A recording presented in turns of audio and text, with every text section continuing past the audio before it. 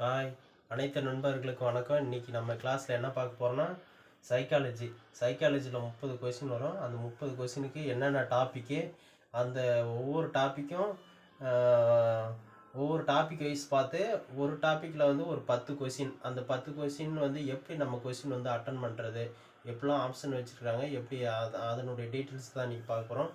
First அந்த கல்வி உளவியலில் சைக்காலஜியில் என்னென்ன டாபிக் வந்து நம்ம பார்க்கணும் அப்படிங்கிறத பற்றி தான் ஃபஸ்ட்டு தலைப்பு வந்து கல்வி உளவியலின் தன்மைகள் மற்றும் நோக்கங்கள். இதை பற்றி படிக்கணும். அதுக்கு ரெண்டாவது டாபிக்கு மரபு நிலையும் சூழ்நிலையும். அடுத்து மூணாவது டாபிக் வந்து மனித வளர்ச்சி. அடுத்து நாலாவது டாபிக்கு சமூக மற்றும் மன எழுச்சி வளர்ச்சி. ஐந்தாவது டாபிக் வந்து கற்றல். அதுக்கு அடுத்தது ஆறாவது வந்து ஊக்குவித்தலும் கவனமும். 7 நினைவு மறதி சிந்தனை புலன்காட்சி. அடுத்து 8 நுண்ணறிவு. 9 ஆக்கத்திறன். 10 ஆளுமை.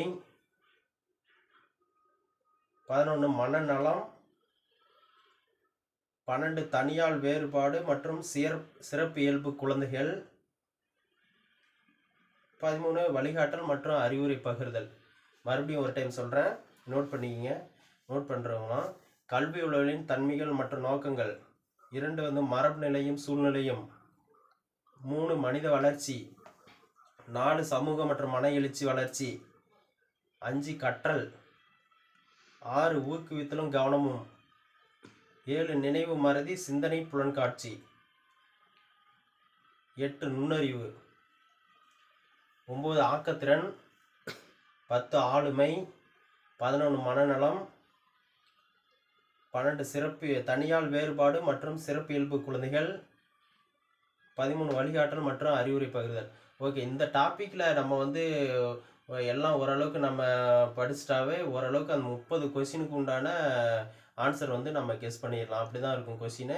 ஓகே, இது ஒவ்வொரு டாப்பிக்லேயும் எப்படி கொஸ்டின் வந்து இருக்குது, அந்த கொஸ்டின் வைஸ் எப்படி அந்த கொஸ்டின் வந்து ஒரு கொஸ்டின் இப்போ மாடல் கொஸ்டின் ஒரு 10 கொஸ்டின் நம்ம சொல்கிறோம். அந்த 10 கொஸ்டின்லேயும் எப்படி கொஸ்டின் வந்து அனலைஸ் பண்ணி நம்ம வந்து அட்டன் பண்ணலாம் அப்படிங்கிறத பற்றி இப்போ பார்க்கலாம்.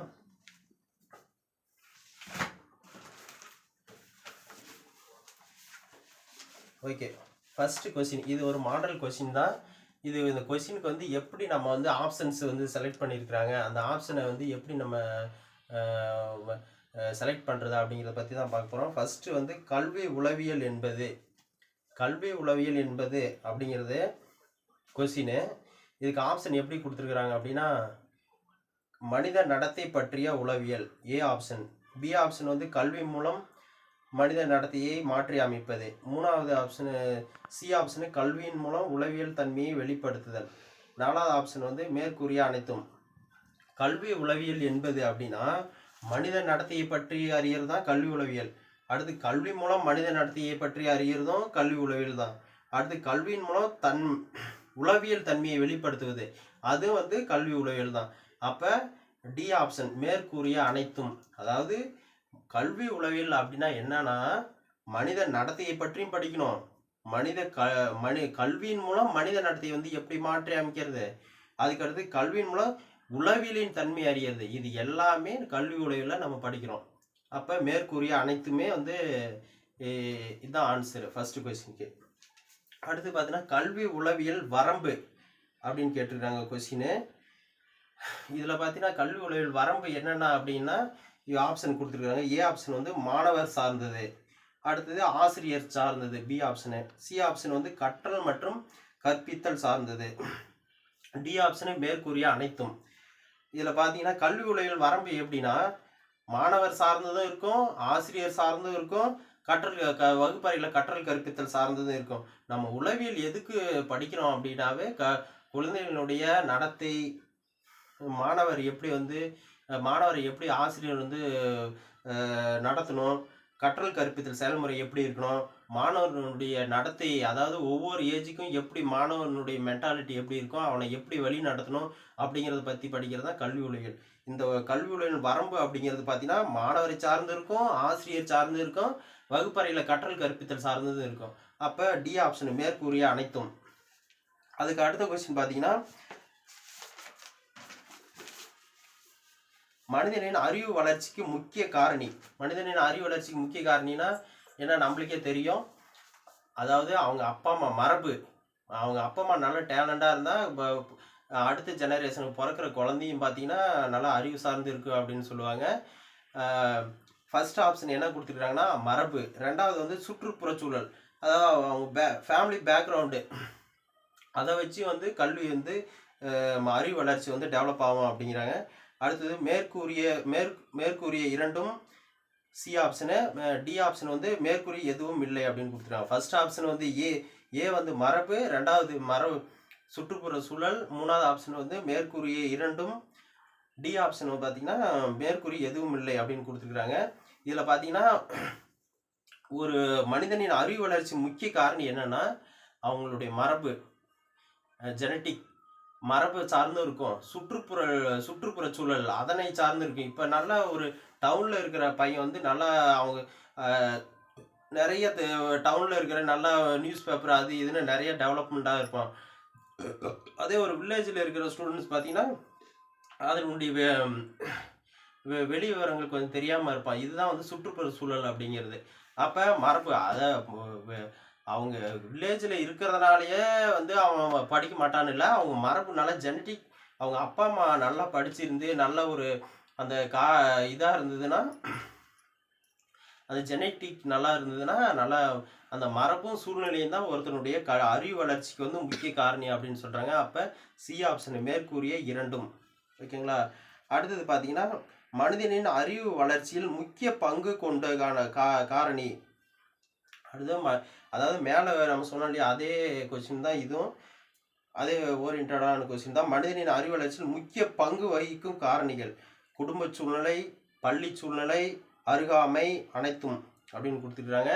இது வந்து அனைத்துமே. ஏன்னா குடும்ப சூழ்நிலை வந்து நல்லா இருந்தால் தான் ஒரு பையன் வந்து படிக்க முடியும். அடுத்து பள்ளி சூழ்நிலையும் நல்லா இருக்கணும்.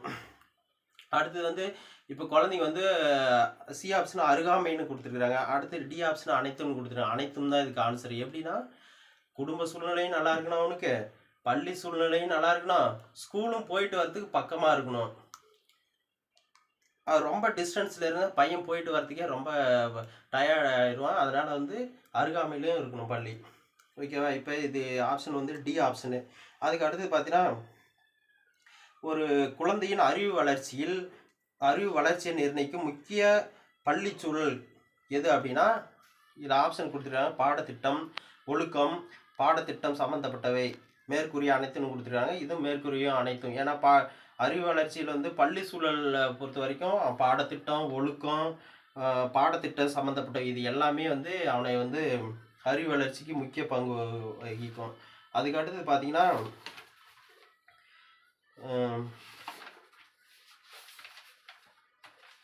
செலக்டான கொஸ்டின் தான். ஏன்னா இந்த ஃபஸ்ட்டு உளவியல்லாம் என்ன, அதில் என்னென்னா எப்படி ஒரு மாணவர் வந்து வழி நடத்துறது, மாணவருக்கு வந்து எது இதெல்லாம் அறிவு வளர்ச்சியில் வந்து முக்கிய பங்கு வகிக்கிறது அப்படிங்கிறத பற்றி தான் பார்த்துக்கிட்டு இருக்கோம். அதனால் வந்து செலக்டான கொஸ்டின். மனநலம் என்பது, மனநலம்னா தெரியும், மனநலத்தை பொறுத்து தான் வந்து வாழ்க்கையை வந்து தீர்மானிக்க முடியும். இதில் ஃபர்ஸ்ட் ஆப்ஷன் கொடுத்துருக்காங்க மனநோயில் இருந்து விடுபடுதல். ரெண்டாவது ஆப்ஷன் வந்து மனநோயை பற்றிய அறிதலும் சிகிச்சையும். அடுத்து மூணாவது ஆப்ஷன் பார்த்தீங்கன்னா வாழ்க்கையை ஒருங்கிணைத்து செல்லுதல். அடுத்தது மனநலனை சிறப்பாக அமைக்க முயலுதல். D option. இப்போ இதில் சி ஆப்ஷன் தான் இதுக்கு ஆன்சர். இதில் எப்படி சி ஆப்ஷன் அப்படின்னா வாழ்க்கையை ஒருங்கிணைத்து செல்லுதல். மனநலமாக இருக்கிறோம், வாழ்க்கையை வந்து ஒருங்கிணைத்து செல்வோம். இதுதான் வந்து சி ஆப்ஷன் தான் இதுக்கு வந்து ஆன்சரு.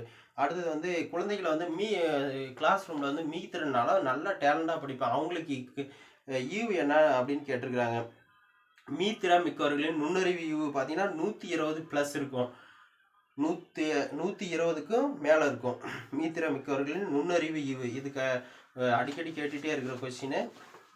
அடுத்து மீத்திறன் மிக்கவர்களின் தன்மை. அவங்க மீத்திறன் மிக்க மாணவர்கள் வந்து அவங்க தன்மை எப்படி இருக்கும் அப்படின்னா ஏ ஆப்ஷன் உடல்நிலை வலுவாக இருப்பாங்க, படிப்பில் ஆர்வமாக இருப்பாங்க, சொற்களஞ்சியம் மிக்கவர்களாக இருப்பாங்க. இது மேற்கூறிய அனைத்தும்னு கொடுத்துருக்குறாங்க. இது மேற்கூறிய அனைத்தும் தான். ஏன்னா உடல்நிலையும் நல்லா வலுவாக இருக்கணும், படிப்புலையும் நல்லா ஆர்வமாக இருப்பான், சொற்களஞ்சியம் சென்டென்ஸ் ஃபார்ம் பண்ணுறது, நிறைய வேர்ட்ஸ்லாம் சொல்கிறதுல மிக்க ஆர்வமாக இருப்பான். அப்போ மேற்கூறிய அனைத்தும் இதுக்கு. அடுத்தது உளவியல் என்னும் சொல் எதிலிருந்து பெறப்பட்டது? உளவியல் சைக்காலஜி அப்படிங்கிற சொல் எதிலிருந்து பெறப்பட்டதுன்னா கிரேக்கம். இது ஒரு கிரேக்க மொழி சொல். கிரேக்கத்துல இருந்தா பெறப்பட்டது. இதுக்கு ஆப்ஷன் என்னென்ன கொடுத்துருக்காங்கன்னா லத்தீனு, உருது, வடமொழி, கிரேக்கம். அப்ப இதுக்கு ஆப்ஷன் வந்து கிரேக்கம். அடுத்தது வந்து கல்வியின் முக்கிய நோக்கம் என்பது? கல்வியின் முக்கிய நோக்கம் என்பது நடத்தையில் மாற்றம். நல்லா படிச்சானா அவன் நடத்தை பார்த்தீங்கன்னா பிஹேவியர்லாம் நல்லா இருக்கும். இதுதான் நடத்தையில் மாற்றம் கொண்டு வரலாம். இதுக்கு ஆப்ஷன் என்னென்ன கொடுத்துருக்காங்கன்னா பண்பாட்டு கல்வி, அறிவு வளர்ச்சி, சமுதாய மேம்பாடு, நடத்தை